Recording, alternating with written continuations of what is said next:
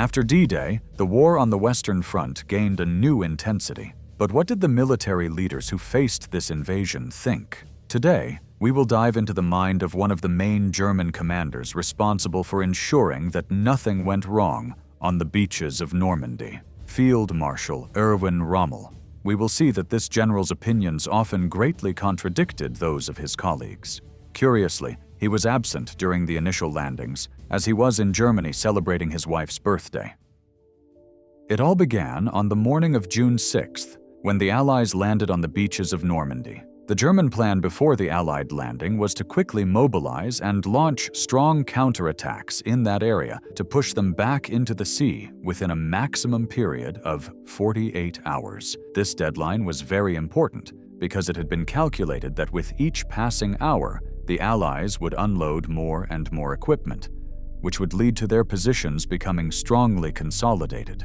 What ended up happening was that neither the Germans managed to expel the Allies in the weak counterattacks they were able to launch, nor did the Allies manage to break through the region as they had expected.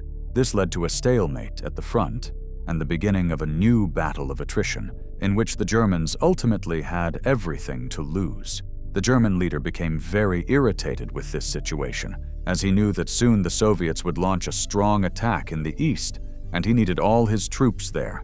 Not trapped in Normandy, displeased with this failure, he openly blamed Rommel within his inner circle for being defeatist and pessimistic. As soon as the situation became a bit complicated, Rommel, on the other hand, repeatedly insisted that he needed more freedom of action and disliked having to ask permission from the German high command to carry out any kind of maneuver, which was almost always denied. As all these debates and discussions were conducted by phone or telegram, Hitler decided to go to the area personally to meet with his two field marshals and resolve things. On June 16, 1944, Hitler traveled with his entourage from his residence in the Alps to a bunker complex he had in Margeval, about 90 kilometers northeast of Paris and near the French town of Soissons. Coincidentally, this was the complex that had been prepared to direct the operations for the invasion of Great Britain 4 years earlier. Rommel and Rundstedt arrived the following morning, and the meeting began quickly. After some cold greetings, Hitler began to speak very loudly, expressing his dissatisfaction with the way the fighting was unfolding. He criticized the lack of motivation of his commanders to carry out offensives or to defend positions to the last man. One of the issues he most insisted upon was that the city of Cherbourg had to be held at all costs and that its loss was unacceptable. This city would be lost 13 days later, without its garrison putting up much resistance, which made him furious again and deeply regretful of the general to whom he had entrusted its defense a few months earlier. The first of the two field marshals to speak was Rundstedt, but he did so mainly to yield the floor to Rommel, asking him to present his report, since he always avoided a direct confrontation with the German leader whenever possible. When Rommel took the floor, the first thing he focused on was the abyssal difference in forces he faced, on land, in the air, and at sea. He remarked that against such an enemy, it was practically impossible to fight. He also said it wasn't true that his troops had been caught off guard and unprepared, and that German actions during the first hours had been superhuman. Finally, before presenting the plans he had to resolve the situation, Rommel stated that Cherbourg would be lost within a few days, and that it was useless to defend the series of fortresses that had been established along the coast, since the Allies were already inland.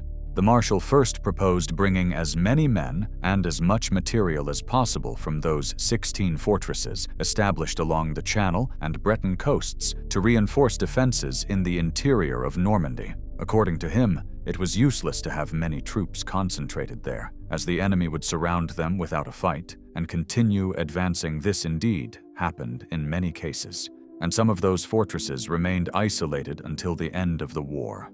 Rommel reported that the enemy was landing between 2 and 3 divisions per week, and based on the reinforcements they were receiving, the Allies would eventually break through the line at some point. What he wanted to do was first retreat about 15 kilometers south and establish a line east along the Orne River. Subsequently, he also wanted to prepare defenses along the Seine and Loire rivers and establish strongholds there. With this, he wanted the Allies to penetrate deep into northwestern France, forcing them to leave the cover of naval artillery, which was so effective in preventing any German counteroffensive near the coast. This action would also allow him to regroup better and choose a suitable area for a large counterattack that could catch the Allies by surprise and cause a great defeat, saving, of course, all proportional differences. It was a plan similar to what Manstein had wanted to carry out a year earlier in the Donets Basin. Hitler categorically refused, and the idea of abandoning so much territory without a fight was simply unthinkable. He then reported on the effects that the V-1 rockets, launched over London 4 days earlier, were causing. He insisted that this new weapon, launched against the English capital, would soon lower their morale, and that this was why they had to hold as strongly as possible near the beaches. Rommel said that they could be better used against the Allied bridgeheads or against English ports where the troops were embarking. He also complained about the lack of Luftwaffe support in the area and the overwhelming presence of Allied aircraft in the sector, making their movements practically impossible. The German leader agreed with him on that last point, but told him that the Luftwaffe would soon be equipped with hundreds of modern fighters that would once again dominate the skies. At this point, when Hitler asked them to trust the promises he was making, Rommel said that, likewise, both he and the Wehrmacht High Command needed to be trusted in return and not have their reports considered exaggerated. He requested that several of those high-ranking officers from the High Command visit the front lines to get a better idea of the situation, since it was up to them to give final permissions and orders. As the debate grew more heated and the argument about freedom of movement resurfaced, a warning came that a fleet of Allied bombers was approaching the area, and the meeting had to be interrupted immediately so that everyone could head to the air raid shelter within the complex. Once there, while waiting for the threat to pass, a new, more casual and informal conversation began between Rommel and Hitler. This time, Rommel spoke more openly about the dire situation in which Germany found itself on all fronts, and about the impossible task of resisting indefinitely. Rommel made it clear that the war was lost and that it would be better to negotiate peace. Naturally, Hitler did not like those words at all, as that was the last thing he wanted to hear. However, he went so far as to tell him that negotiation was impossible, first because he did not want to, and second, because even if he did, the Allies had already decided upon the destruction and subjugation of Germany and would never accept a conditional surrender. Finally, the German leader concluded by saying that everything now depended on fanatical resistance on all fronts, and asked Rommel not to worry about political matters, but to focus solely on stopping the invasion. These were the last words he addressed to Rommel before parting ways. After the end of this event, Rommel and Rundstedt agreed to meet with Hitler again 2 days later, this time much closer to Normandy, in a town northwest of Paris. However, they soon received the news that a V-1 rocket had deviated from its course and fallen very close to the complex where they had just met with Hitler. So the German leader and his entourage returned to his residence in the Alps, and the aforementioned meeting was cancelled.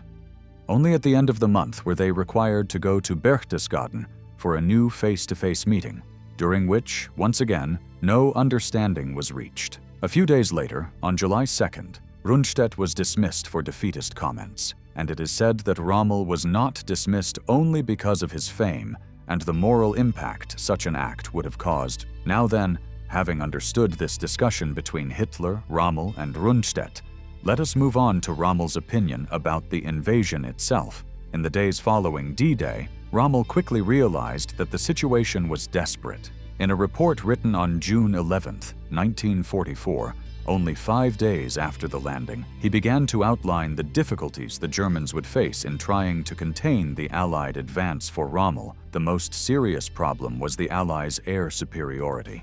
He noted that the constant air attacks paralyzed the German army's ability to maneuver, preventing reinforcements from reaching the front line quickly. According to Rommel, The Allies had already managed to establish a continuous bridgehead along the Normandy beaches.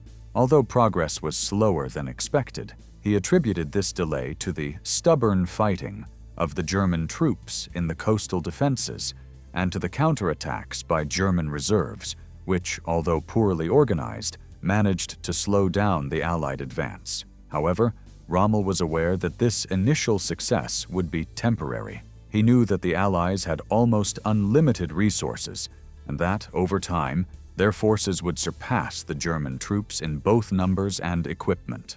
One of the main problems Rommel faced was the inability to move his forces quickly. He reported that Allied air superiority made it impossible to transport troops and supplies during the day. This meant that the German forces were essentially trapped in their positions, unable to regroup or launch effective counterattacks. The Luftwaffe, the German Air Force, was practically absent from the skies over Normandy, leaving total control to the Allied planes. This not only prevented the movement of German forces, but also allowed the Allies to reinforce their own positions with new soldiers and supplies at a much faster rate than the Germans could. Another critical factor Rommel highlighted in his reports was the impact of Allied naval artillery.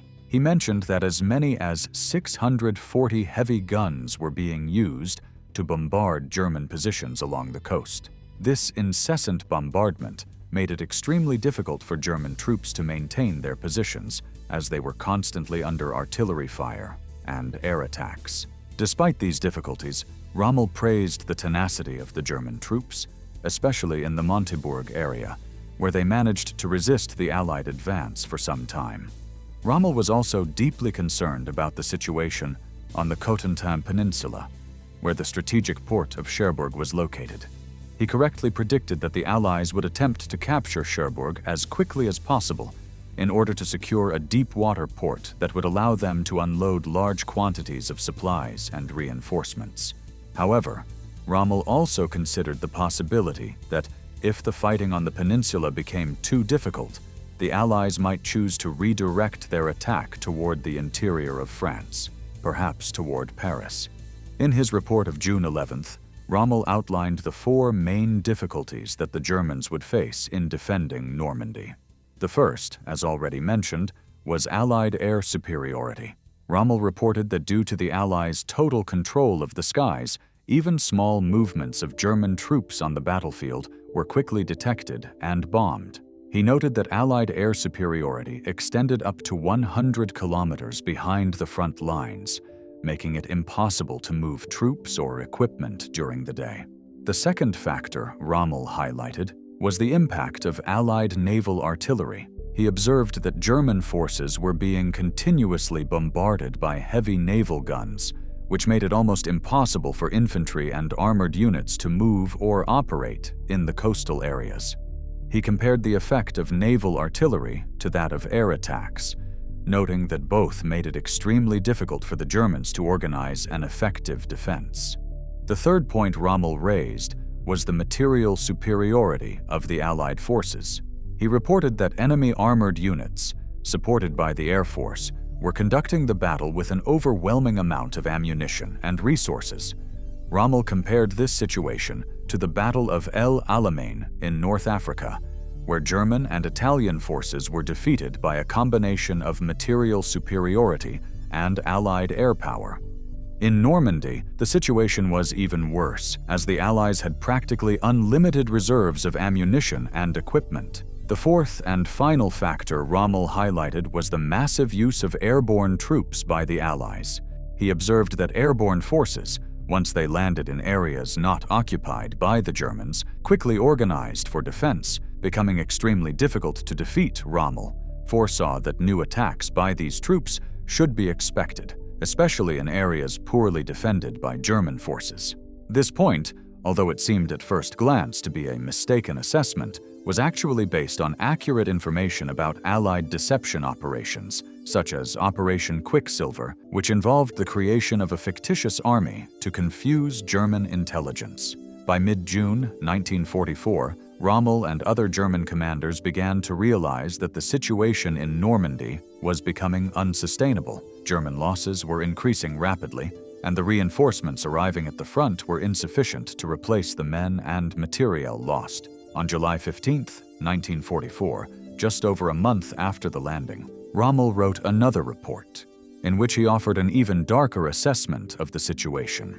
He reported that since the beginning of the invasion, German forces had lost around 97,000 men, including 2,360 officers. However, only 10,000 replacements had been made available, and of those, only 6,000 had actually reached the front lines. In addition, the material losses were equally catastrophic. About 225 tanks had been destroyed, but only 17 had been replaced. Rommel was increasingly convinced that without a dramatic change in the situation, the Germans would not be able to hold their positions for much longer. He stressed that the infantry divisions newly assigned to the Normandy front were not accustomed to combat and lacked adequate artillery and anti-tank weapons to repel Allied attacks. Even the bravest troops, Rommel argued, would eventually succumb to the overwhelming Allied firepower. He also mentioned that supply conditions were deteriorating rapidly.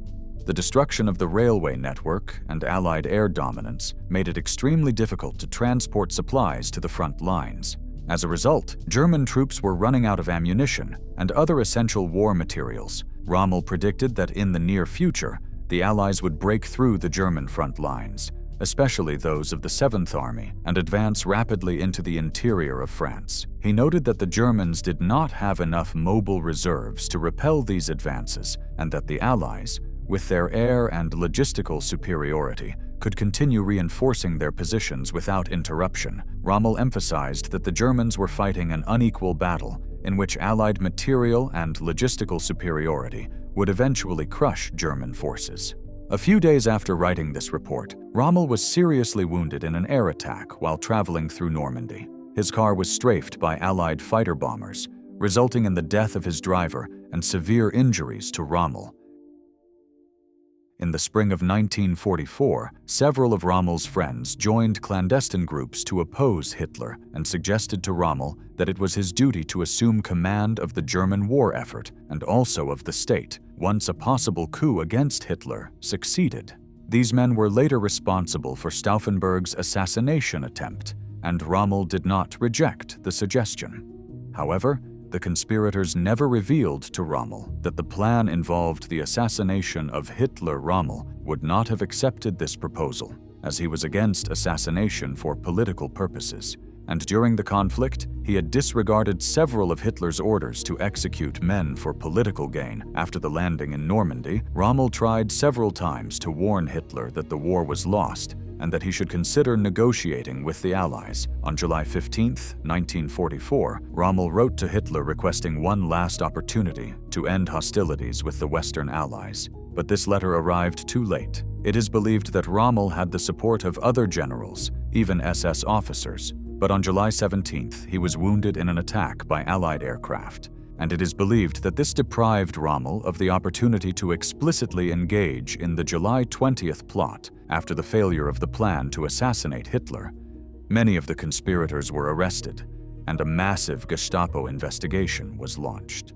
The network of those involved turned out to be much larger than the Nazis had initially believed. The reprisals for the bomb plot were bloody, resulting in the executions of many of the main conspirators, but also of others who were implicated in the plan.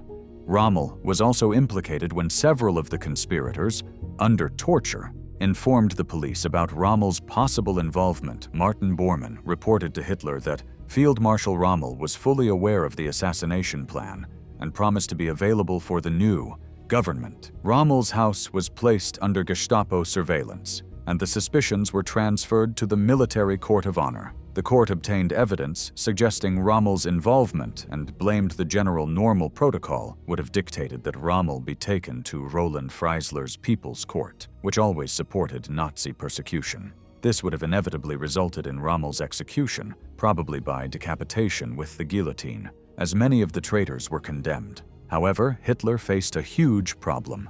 Rommel was seen in Germany as a national hero, a man revered by the population for his victories against the enemies of Nazi Germany. His image was a strong propaganda tool, and Hitler could not simply drag him in front of the press and destroy that image. because it would negatively impact the morale of the country. It was necessary to protect that image, and therefore Hitler agreed not to execute him in the usual manner to which a traitor would be subjected. Hitler, therefore, offered the Desert Fox the chance to take his own life. However, the options that Rommel received were, essentially, a death sentence. On October 14, 1944, Rommel and his son had breakfast after 7 a.m., and then they walked in the garden of their home. He announced to the family that 2 generals from Berlin would come to his house at noon, at a time when many of his associates had already been executed or arrested. Rommel wished to be sent to the Eastern Front to fight, and before meeting with the men, he put on his Afrika Korps tunic. Wilhelm Burgdorf and Ernst Meisel arrived at the house and politely asked to speak with Rommel alone at noon. After being alone with him, they presented him with an ultimatum, with no way out. At that moment, it was Rommel's death sentence. He was given 3 options. The first was to accompany the generals to Berlin so he could personally defend himself before Hitler, something that would inevitably have led to his execution at the hands of Hitler and his inner circle. The second option was to face the People's Court, which would also result in his execution, likely being beheaded by the guillotine. The third option was to take his own life right there. The first 2 options would cause suffering to his family, as it is likely they would also suffer consequences, and all of his staff would be executed. But with the option of taking his own life, his image would be preserved in German propaganda, and he was promised a funeral with military honors and a large pension for his family. Anticipating the options, Wilhelm Burgdorf brought with him a cyanide capsule. Rommel agreed to take his own life, but insisted on telling his family what was happening, and the Nazis agreed, under the condition that it be kept secret. He explained to his son, "In a quarter of an hour, I will be dead." His teenage son replied, "Can't we defend ourselves?" And Rommel, defeated, said, "It's no use, it is better that one dies than all of us be killed in a shootout." Inside the house was also Captain Hermann Aldinger, one of Rommel's closest and oldest friends. Aldinger was isolated from the family by the Nazis and distracted, but upon being informed of the plan by Rommel, he was willing to fight the Nazi generals in a shootout rather than surrender and allow the death of his friend. However, Rommel refused resistance, saying, "I have to go. They only gave me 10 minutes. He then put on his coat and left the house, accompanied by the generals. As he left, he paused at the doorway to prevent his dog from following him. Outside, there was an SS driver waiting, and the 2 generals said goodbye to Rommel. He got into Burgdorf's car and was taken out of the town, with the 2 Nazi officers sitting on each side of him to prevent any escape attempt. It was in an isolated forest near the town of Herrlingen that Rommel died. The road that leaves the village climbs a steep hill and enters a dense forest. There are different accounts of Rommel's death that point to varied details. The car disappeared into the forest, and, after stopping, the driver and Maisel got out of the car, leaving Rommel alone with Burgdorf, who had brought the poison. The driver claimed that when he returned, he saw Rommel crying after consuming the cyanide. But this is unlikely, since it was reported that he returned 10 minutes later and saw Rommel taking his last breaths. Cyanide usually killed within 3 minutes. It is believed that Burgdorf stayed with Rommel to ensure that he took his own life. After about 5 minutes, he called the others, and when they saw the car, they found Rommel collapsed on the seat, with his field marshal's baton fallen from his hand. 20 minutes after leaving home, his family was informed by telephone of the death of Erwin Rommel. The public was told that Rommel had died of a heart attack or a cerebral embolism after a supposed attack on his car. To give credibility to the false story, Hitler ordered a national day of mourning to commemorate his death, and a state funeral was held. The truth behind Rommel's death was revealed when an interview with Rommel's widow was conducted before the end of World War II. And his son also wrote a letter describing what happened. Although Rommel did not undergo an execution in the traditional sense, the ultimatum given to him by Adolf Hitler was, in fact, a death sentence. Any option the Desert Fox chose would result in his execution or death. But Rommel foresaw what would happen if he chose anything other than the option to take his own life. He is remembered as a skilled military general who ultimately was eliminated by Hitler after the discovery of his ties to the plans to assassinate the leader of Nazi Germany. When reflecting on Rommel's assessments after D-Day, it becomes clear that he understood better than many of his colleagues the limitations of the German forces and the overwhelming advantages of the Allies. He knew that Germany could not win a war of attrition against the United States and its allies, who had almost unlimited resources at their disposal. Although he tried to organize an effective defense in Normandy, Rommel was constantly frustrated by the lack of resources, Allied air superiority, and Hitler's reluctance to allow strategic withdrawals. Ultimately, Rommel's assessments proved to be correct. In August 1944, Allied forces broke through the German defensive lines and advanced rapidly into the interior of France. On August 25th, Paris was liberated, and German forces were pushed back to the borders of the Reich. The war in Europe would continue for a few more months, but the landing in Normandy and the subsequent battles marked the beginning of the end for Nazi Germany. Rommel, who began the war as one of Hitler's most respected generals, ended his life as a tragic figure, forced to choose between loyalty to a regime he knew was doomed and the attempt to save his honor and his family. His critical vision and his willingness to question Hitler's orders put him in conflict with the Führer, but also ensured his place in history as one of the great strategists of World War II. Help us keep this project alive here on YouTube by subscribing to the channel. Thanks for watching, God bless you all, and see you soon.